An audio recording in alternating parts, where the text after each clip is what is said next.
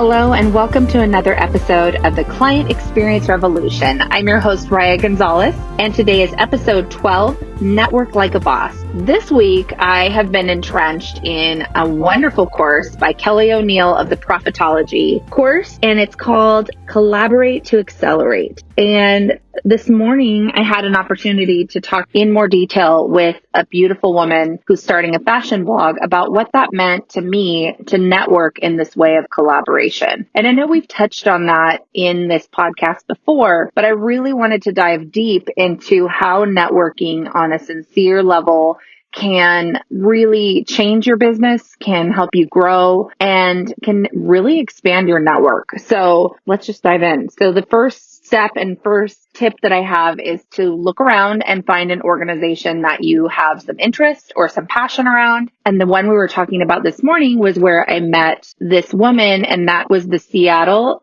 Metropolitan Hispanic Chamber of Commerce. We are both members of this Chamber of Commerce, and I was encouraging her to reach out to the members of the Chamber of Commerce to get to know them. And so when you join an organization, you want to get involved. And that can be, you can serve on the board, you can help with events, you can even just stay after an event and help clean up. Whatever it is, whatever level of time you have, you want to get involved because this is how you're going to develop relationships. And again, this should be an organization that you're already passionate about, so you're going to want to be involved anyways. Don't join an organization just because you think that there is the potential of doing business there. That's icky, that's gross, don't do that. Find something that you're actually really interested in, or is doing something really amazing in your community that you're going to be proud to be a part of. Once you're in the organization and you're involved, you want to work that directory. So the directory is a resource that's available, and I think it's a very underutilized resource. But really, there's no reason why you shouldn't be going through and calling every single person on that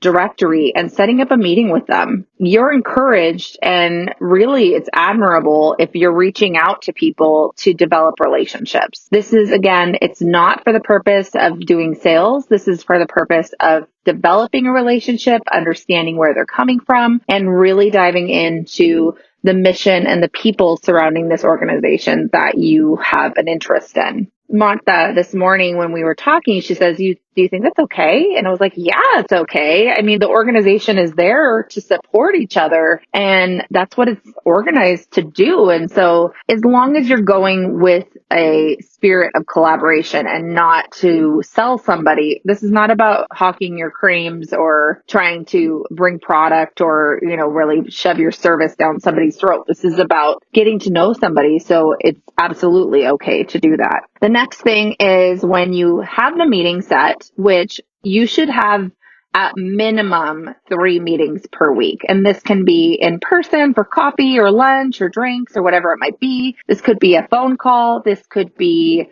a video chat like on Zoom or on Facebook Messenger, whatever works for you. I know everybody is in different locations, and sometimes these organizations span different states or even countries. So do what works best for you. But once you have that meeting scheduled, come to the meeting with an open heart, with open eyes, with open spirit, and don't come with the intention to sell. This is crucial people. So the way that I start every meeting is by turning the tables to the person that I'm meeting with. And this is not a tactic or a ploy. This is sincerely how I do it. I want to know about them. So I'll say, tell me about your business, or tell me about how you got started, or tell me who you serve. And then I let them talk.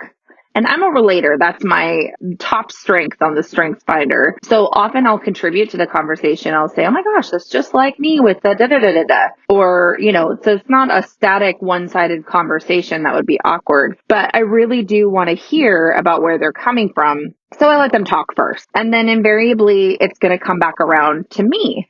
And so aside from serving sincerely and coming with a clear heart for them first, is be prepared to ask for what you need. And that should not be, what you're offering in terms of sales. That should be a connection. I mean, you can say, I'm looking to connect with, for Marta, I'm looking to connect with women who are needing an image consultant for an event or whatever it might be. But maybe it's a referral partner. Maybe it's somebody that you want to learn from or a mentor. maybe you just need somebody who's in the same stage of business as you or who's 2 steps ahead of you so that you can ask them some questions. So be prepared and think about what it is that you need, because you just never know who they're going to know or if they're going to be able to fulfill that need. The next step after that would be to document.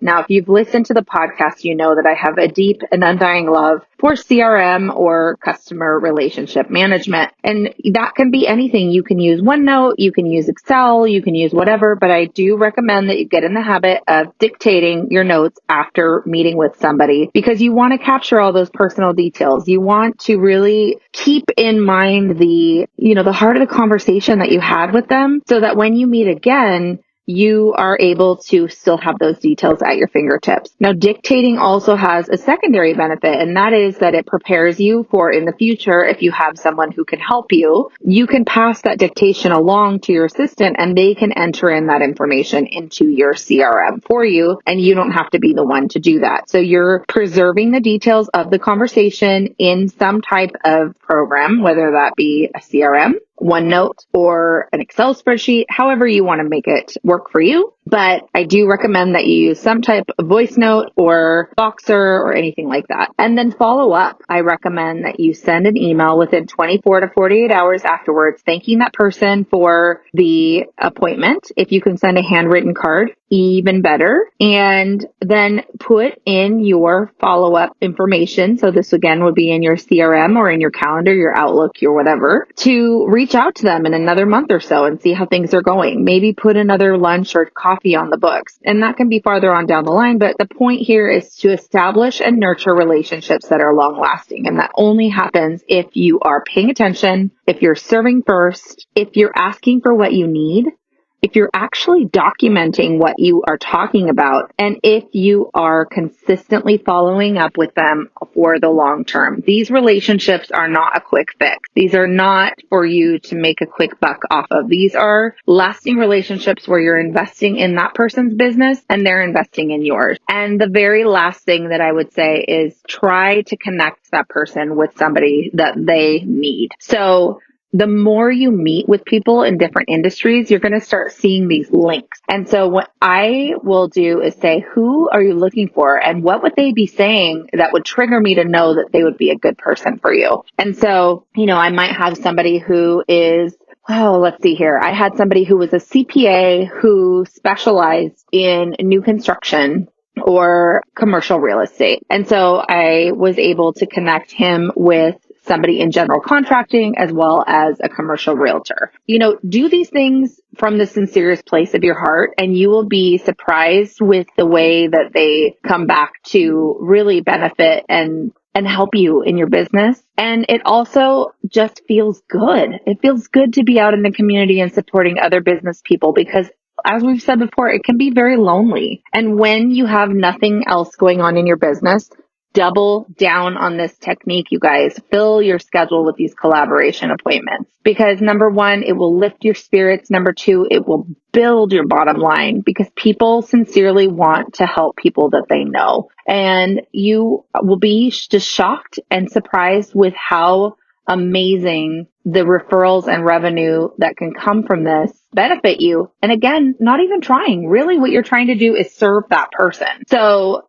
again, network like a boss, guys. Go out there and, as Kelly would say, collaborate to accelerate. If you have any questions, reach out to me on the group in Facebook, or if you want to send me a direct message. As always, I'm totally open to collaborating with you. So if you'd like to have a networking call with me, please feel free to go on to my website, rayagonzalez.com/contact. Let's set up a phone call, or let's set up a coffee meeting if you're local, and let's get together so I can hear about your business. Thanks, guys, so much. This has been episode 12, Network Like a Boss of the Client Experience Revolution. And as always, I am honored to be your host and look forward to connecting with you next time. Thank you.